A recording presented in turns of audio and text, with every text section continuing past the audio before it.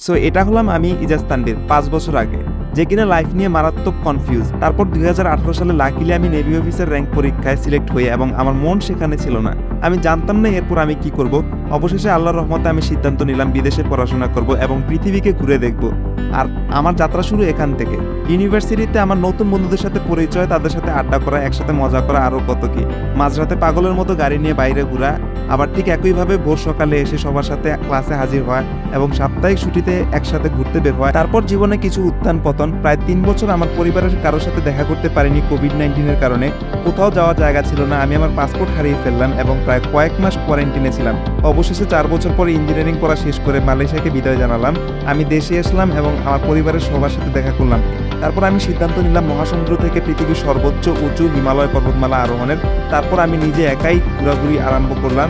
আমি নেপালের একটি ওয়ান ওয়ে টিকিট কেটে সেখানে প্রায় 3 সপ্তাহ ঘোরাঘুরি করি এবং